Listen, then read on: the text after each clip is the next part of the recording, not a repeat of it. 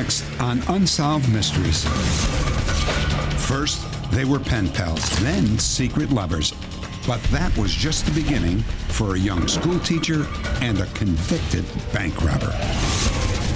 He's called the Iceman, a mysterious creature, half man and half ape. Is he a prehistoric human or a carnival hoax? An exclusive interview with G. Daniel Walker paints a chilling portrait of a convicted murderer with a 30-page rap sheet. And in Florida, a murder investigation has stalled because no one can identify the young female victim. 5 stories. They're all strange, but guess what? They're all true. I'm Dennis Farina, and this is Unsolved Mysteries.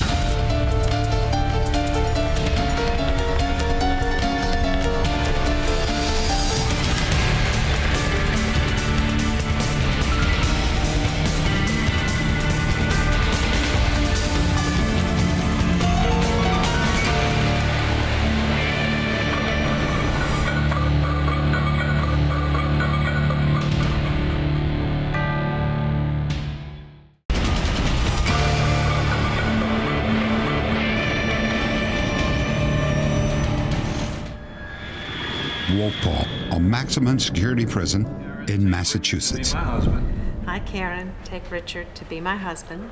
For better or worse. After an intense 8-year courtship, Karen Walters and Richard Cepolonis become husband and wife. This was the happiest day of Karen Walters' young life. Karen was a shy, unassuming teacher who still lived at home with her mother and her sister. But for inmate Richard Cepolonis, the wedding may have been something different. Perhaps nothing more than a means to an end. Richard Cepolonis was serving 58 to 82 years for bank robbery and armed assault with the intent to murder. Cepolonis had hit the bank in Woburn, Massachusetts, with 2 accomplices. One robber jumped over the counter. 2 others had their automatic weapons on me.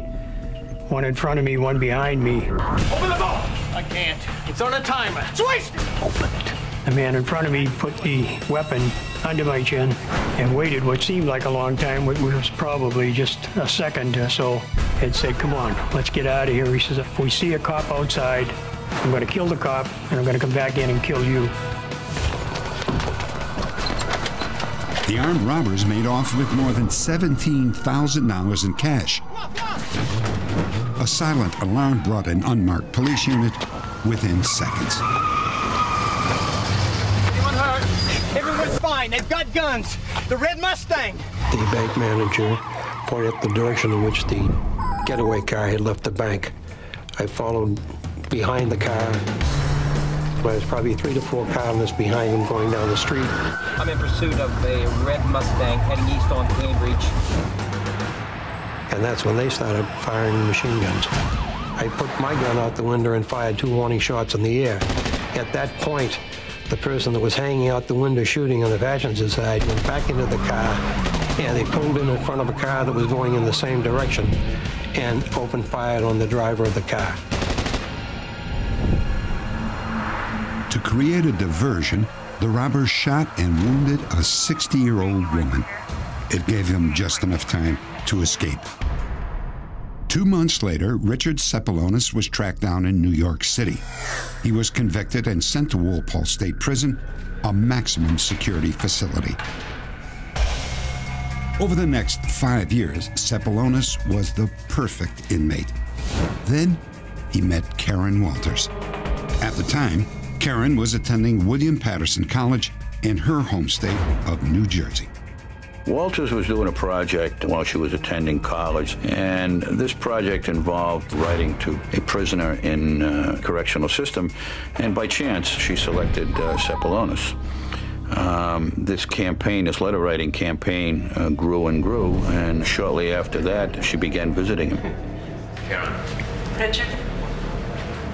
Your typical inmate takes advantage of people out in the community. Oftentimes, they'll latch on to women who are lonely, want some attention, and they take advantage of them. And I think the women are beguiled by all that attention. Karen, why don't you ever ask me about the shooting? You know why I'm here. I just thought you didn't want to talk about it. I got nothing to hide. Karen, I did not shoot that innocent woman. A man on the outside has a job to go to, he's got friends, he's got other commitments. But a man on the inside is so focused on that woman. She feels so special and so desired and so wanted. It elevates the whole romance to a very high level. Karen started leading a double life. She taught learning disabled children and was highly regarded by her fellow faculty members. But none of them knew that she was in love with a convict. Let's do one of the dean-animated diplomas. Meanwhile, Cepolonis became the first inmate at Walpole State Prison to earn a college degree. I can honestly say that being in prison has been more of an asset than a liability. Dearly beloved, we have come together in the presence of God to witness and 8 years after they met, Karen married Cepolonis. 2 years later, he was transferred to a minimum security facility. He was very bright and very personable. So I think once staff find that in an inmate, I think it's easy for staff to let their guard down. And I think you always have to be careful with an individual like that. Cepolonis' new home was literally a prison without bars. Karen could visit unsupervised almost any time she wanted. I want that dream. We'll be patient, and it'll happen. Not unless we make it happen. I don't know if you're ready for that. What do you mean? 10 months later, Karen was forced to act. She and Cepolonis were caught having sex on the prison grounds. Karen was barred from visiting her husband. 3 weeks later, she drove to an isolated spot about a mile from the prison. Her entire life savings, $20,000 in cash, was in her pocket. At around noon, Cepolonis appeared. He had simply walked away from the prison grounds. I was so worried. I didn't know what had happened. Karen left behind her career and her family for a life on the run. Do you want me to drive? Karen, get in.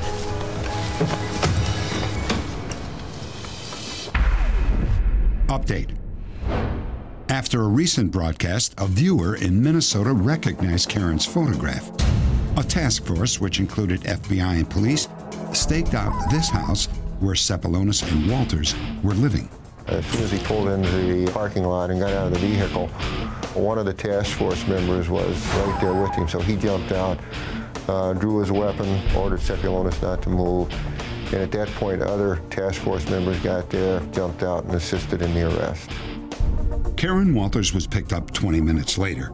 For 8 years, she and Cepolonis had completely fooled all of their neighbors. When I found out that they were who they were, I was shocked. I couldn't believe it. My mouth fell to the floor. I never would imagine in a million years that these two people would do anything wrong. When the task force searched the house, they found a bag of robbery tools. The discovery of the face mask, the gun, the rubber gloves, the large amount of cash in small bills, we think that perhaps he's been back in the bank robbery or robbery business again. After their capture, Karen Walters and Richard Cepolonis were extradited to Massachusetts. Cepolonis was returned to prison to finish out his original sentence. Karen Walters spent several months in a women's correctional facility for her role in the breakout. She has since been released. Next, he's called the Iceman because he was found frozen solid in a block of ice. Is he a prehistoric being or just a hoax?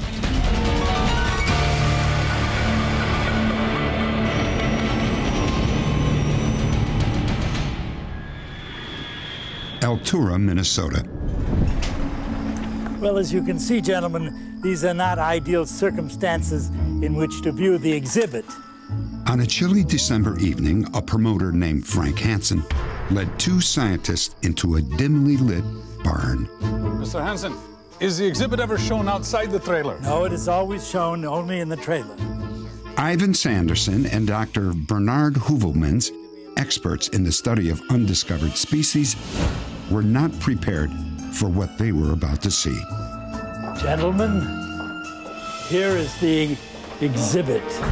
Frozen inside a block of solid ice was a creature that appeared to be half man, half ape. These are actual photographs of the Iceman. After Sanderson and Heuvelmans saw the creature, they were convinced that it had genuine scientific value. But weeks later, it had vanished, and with it, any chance of further examination. Who or what was the Iceman? Many people assume that it was just a carnival sideshow created by a master entertainer. But others are convinced that it was a prehistoric ancestor of man that somehow survived into modern times. This machine predates the Model T. It all began when a promoter, Frank Hansen, was traveling the state fair circuit. He was allegedly approached by a mysterious stranger. The following recreations are based upon published accounts. I find what you're doing here, sir, is fascinating. I have an exhibit that I think would benefit from your expertise. Please, give me a call. It might be worth your while. Thank you. Thank you. Later, Hansen met the stranger at a refrigerated warehouse in a little-known location. What you are going to see belongs to me. How I came by it is my business, and we need not discuss that at the moment.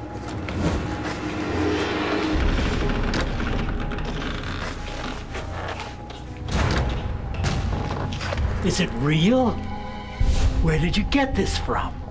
Frank Hansen agreed to take the creature on the road. Over the next 2 years, the Iceman became a star attraction at carnivals and state fairs throughout the Midwest.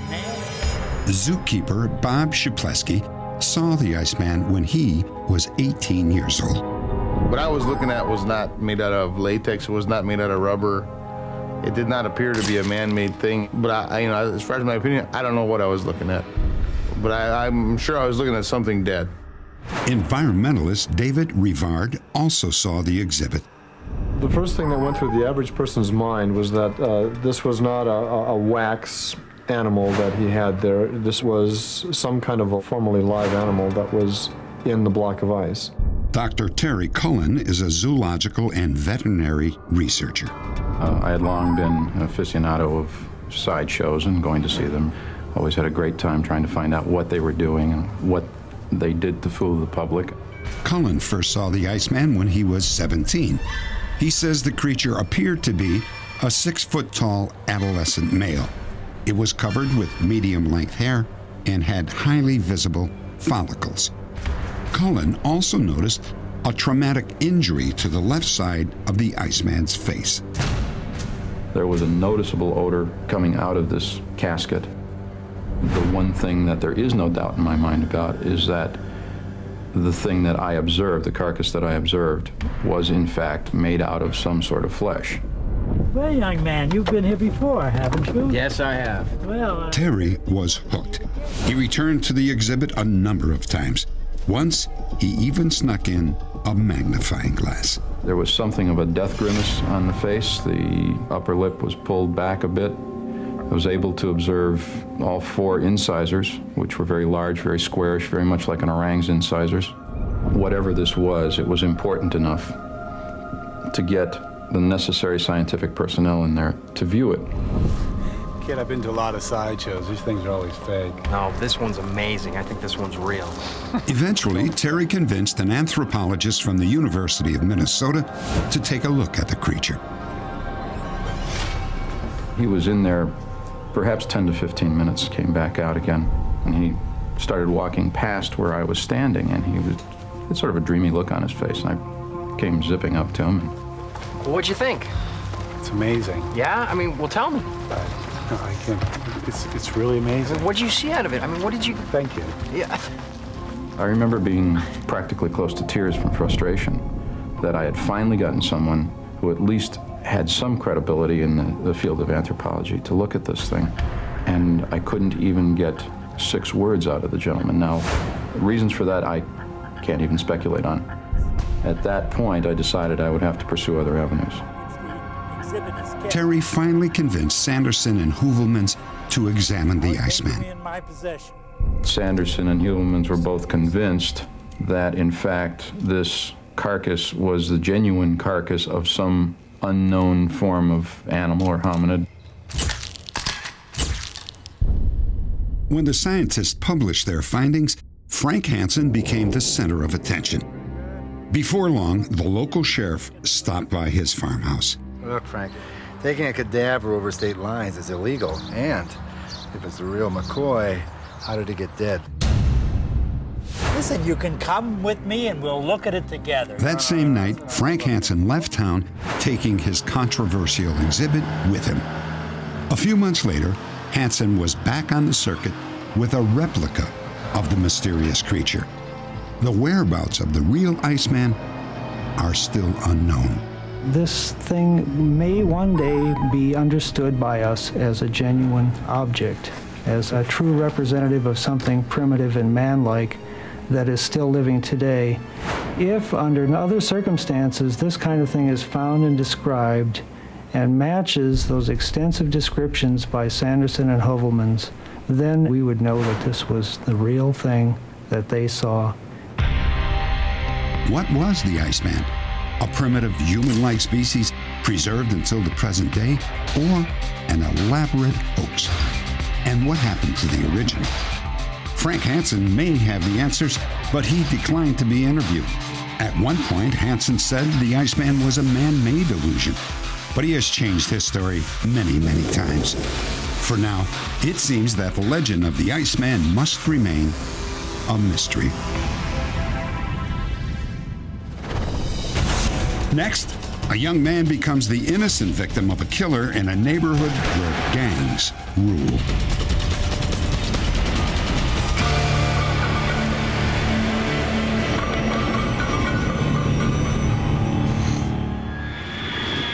Freeport, New York. The tetanus shots, those are what hurt. For Pam Corrente, it was just another day of running errands. Then, as she was driving her teenage son to the doctor, she passed what appeared to be a terrible car accident. What's going on? I can't see anything, can you? I said to my son, look over there and see what's going on. So he just looked over and said, I don't see anything. You can't see anything. There's just ambulances all over. So I passed it. I took him to the doctor's office. We came back home. It was then that Pam received a phone call about her oldest son, 21-year-old Damien. No, he's not. May I take a message? And I got a phone call from one of his friends asking me, is Damien there? I said, no, he's not. He was going to go out to see his friends. Aren't you with him? No. Okay, never mind. And they hung up. Hello? And that was just, the whole thing was odd. When Damien didn't answer her calls, Pam remembered the ambulances and decided to check local hospitals.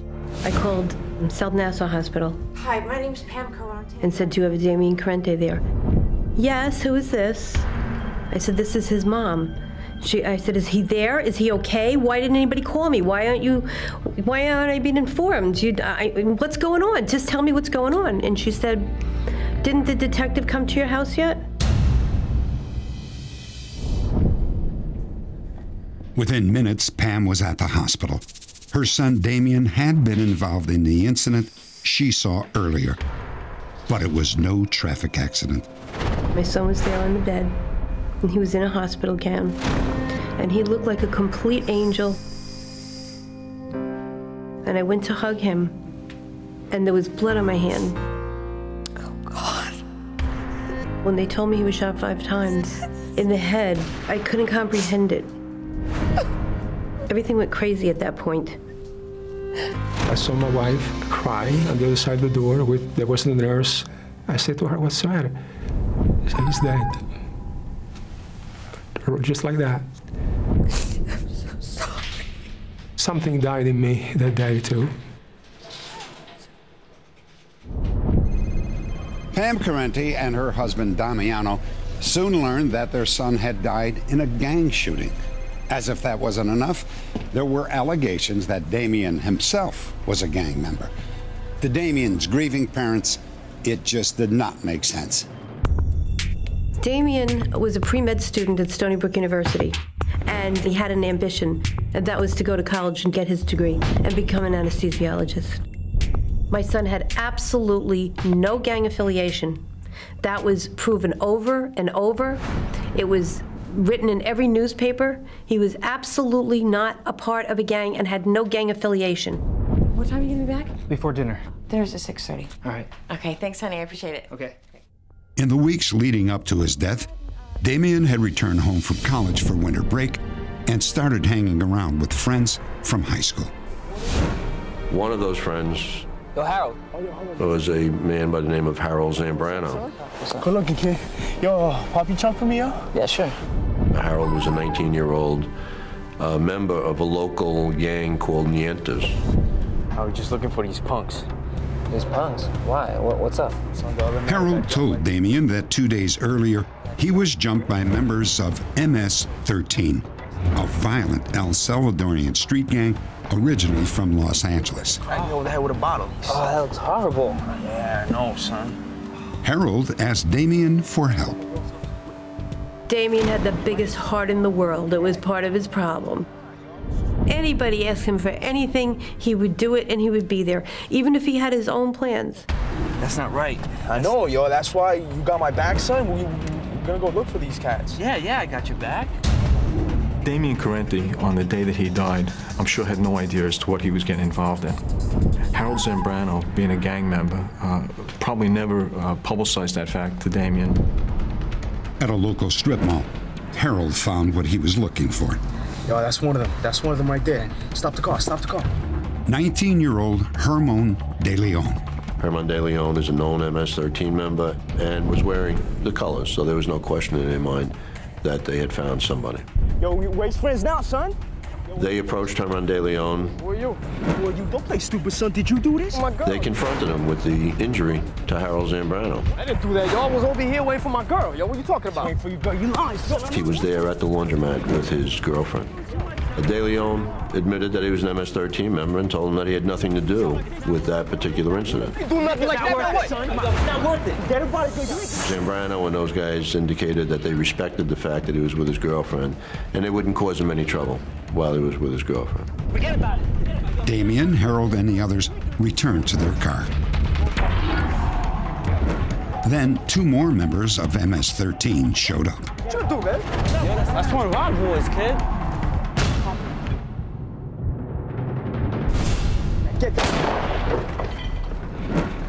Zambrano was shot in the neck.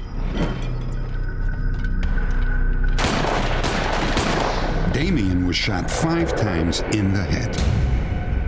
A police investigation quickly revealed the identity of the alleged shooters: Herman De Leon, Mario Potillo, and Juan Gil Ferrufimo. But the suspects could not be found. To deal with her grief, Pam started a gang awareness program in Freeport. I had no choice. I had to fight. It was either that or go with the rage and the anger and the hate. So I can't do that. But I can fight back by trying to educate our children and trying to find a way for them and to educate the parents to educate the children. Pam finds her new work rewarding, though it will never take away the pain of losing her son. There is only one thing that would help: catching the killers of Damien Corrente. Although the families of all 3 suspects still live in Freeport, police have traced Herman De Leon, Mario Potillo, and Juan Gil Ferrufimo to El Salvador. If their specific whereabouts can be determined, the suspects could be extradited to the United States for trial. If you have any information about these individuals, please contact us at unsolved.com. Next, a disturbing face-to-face confrontation with a diabolical mind. Convicted killer, G. Daniel Walker.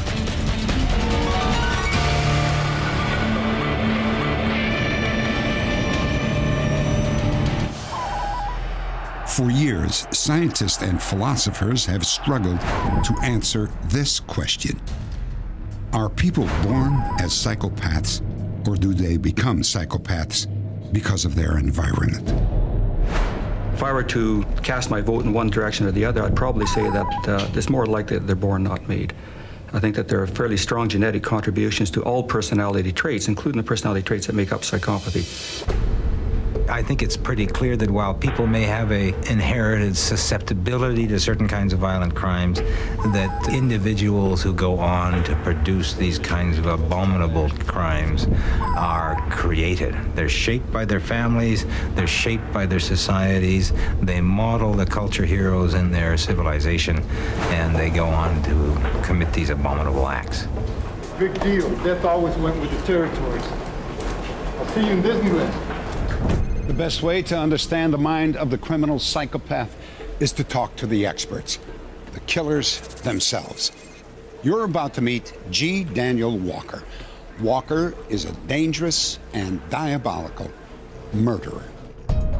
G. Daniel Walker was serving time for armed robbery and attempted murder when he escaped from prison. While on the run, Walker killed advertising executive William Ashlock. He then raped Ashlock's fiancée, all the while proclaiming his love for her. Soon after, Walker was arrested and tried for murder. Walker defended himself in court, claiming that Ashlock was the victim of a mafia hit squad. He insisted that he had only helped to cover up the murder to protect Ashlock's fiancée. He lost his case and received a sentence of 17 years to life in prison. While Walker insists he is innocent of the murder charge, he brags about committing more than 300 other crimes for which he has not been charged or tried. Do you feel that you are pretty much by the system where you belong from the standpoint of... Yes.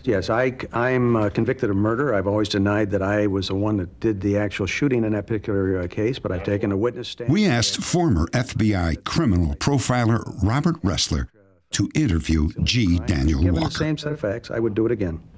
How long is your rap sheet? I would think the current one would probably be about 29 to 30 pages. 29 to 30 pages. Yeah. Charles Manson's only 5. Well, he was just a killer. But yeah, at the same time, I've heard you say that your criminal record, your rap sheet, your FBI record, whatever, does not certainly hold all that you have done. Definitely not, no. The body of work of, the criminal enterprise has been much greater, and let's hope that I've been successful in some things. See, you're meeting a failed criminal right now, and you're very happy to be meeting me as a failed criminal, because if you were meeting me as a successful criminal, it means that I'd have the gun pointed at you, and you would suddenly have this... A person like him can be extremely dangerous. He doesn't buy our system. He does not buy our society's rules as we establish them. And again, that's a mark of a psychopath or a sociopath, is that they make their own rules in life. You have had so many opportunities to stay out of jail, and yet you keep coming back in. Well, then again, you see prison as not being successful, and just because you're in prison doesn't mean you can't be successful. I think Solzhenitsyn said the greatest freedom that a man enjoys is being in prison, because they feed you breakfast in the morning, you can go out and kill one of your cellmates, and they'll still feed you lunch and give you sheets for your bed in the evening. The psychopathic individual will use several different defenses. One of those is rationalization. He will come up with very elaborate explanations that, when thought about very carefully, make no sense.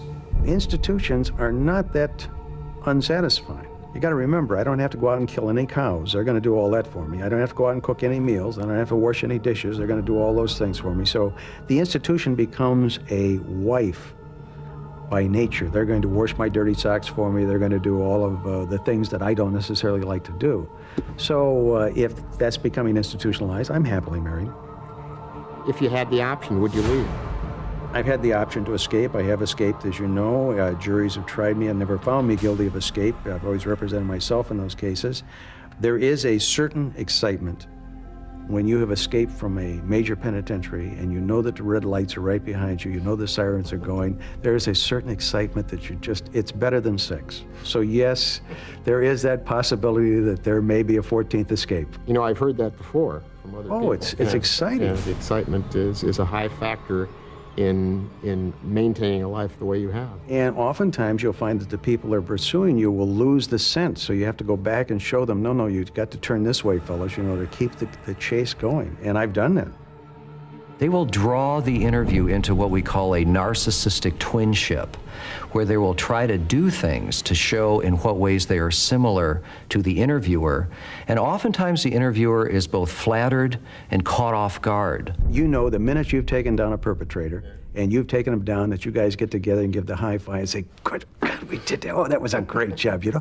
Well, the criminals do the same thing. The minute that you've outwitted them, you get together, give the high five and say, oh, we got over on them. Are you saying there's just a fine line between you and I then? Very fine line, and you know it. Do you have any true feelings of remorse? Well, I would have to say, take a different tangent on that. Do I have remorse for the things that put me there? We have to remember that the crime that I'm in prison for, I defended myself. So I'm the one that lost that case. So I have remorse that I didn't handle that case in a little different way. As far as the psychopathic individual will engage in a psychology of reversals. Pain originates in other people, problems originate in other people, and responsibility for our behavior is really other people's responsibility. Do you feel that you are a truly dangerous person from the standpoint of committing violent acts? Only if you've done something wrong to me.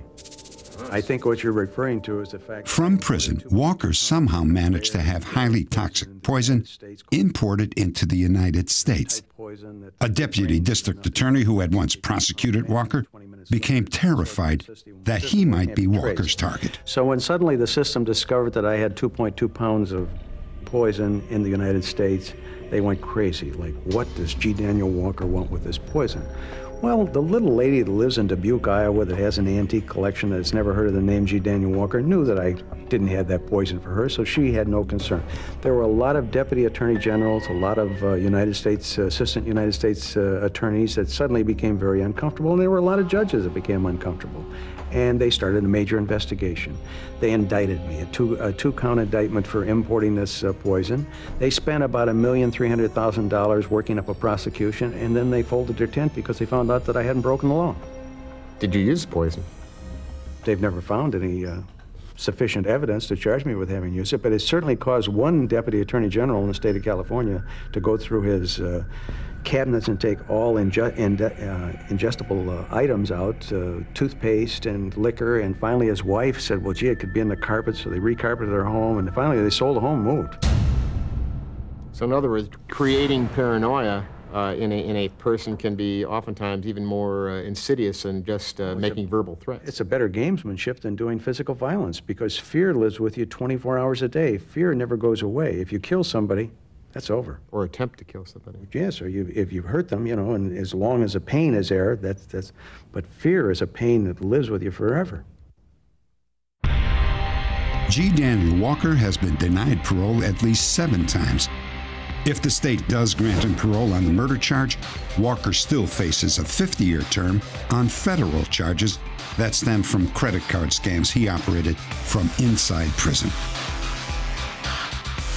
G. Daniel Walker will almost certainly die in prison.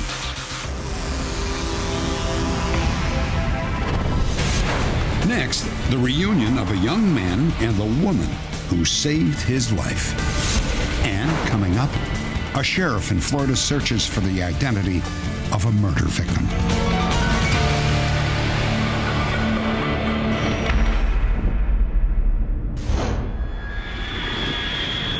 Naples, Florida. Wow. Look how big she is. After Steve Newton's first child, Virginia, was born, he headed home on his motorcycle to pick up the family car. He had no way of knowing that he was on a collision course with disaster.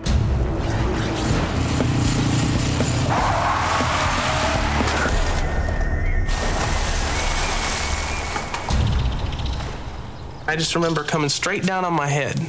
As I hit, I saw, poof, this big bright light, and that was it. Then I was just completely out. For Steve Newton, death was just a heartbeat away. Are you okay? Can you hear me? A passing motorist turned Steve over in the water and saved his life. She remained at the scene until Steve was transported to a hospital, and then she disappeared without Steve ever learning her name. If she could just see my daughter, she'll know that she did me the greatest favor or gift that anybody can give, and that's to give me back my life. And I'd like to say thank you for that. Update. On the night of our broadcast, a viewer in Florida recognized Steve's story as one she had heard from a coworker named Tammy Dotson. As it turns out, Tammy was Steve's mysterious Good Samaritan. Steve and Tammy met face-to-face for the first time since the near-fatal accident. As a special treat, Steve brought along Virginia, then 1.5 years old. Nobody's ever gone that far to come to thank me. And he kept saying that I was his angel. I've never been called an angel before, far from it. But it made me feel good inside to know that I've done something that's helped somebody so much. That day, Tammy and Steve returned to the scene of the accident, all too aware that Tammy's simple act of kindness had changed both of them forever. It makes me want to do more for other people. Now, if someone's in trouble, I would go that extra mile, that extra, just to help that person. I just wanted to hug him. I was so glad to see that he was okay, and the baby and everything. I was just thrilled that he was fine. Steve and his wife Sharon now have a second child, something that never could have happened if Tammy hadn't acted so quickly to save Steve's life.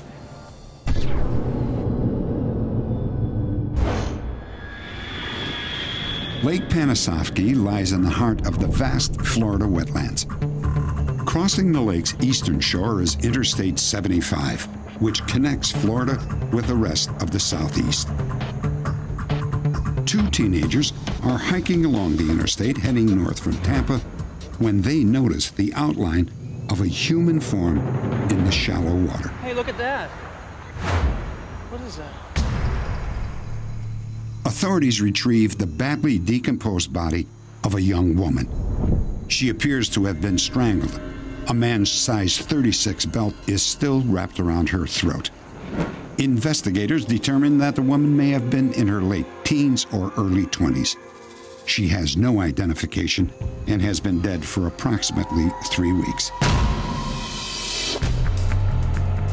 They are unable to find the killer, nor determine the woman's identity.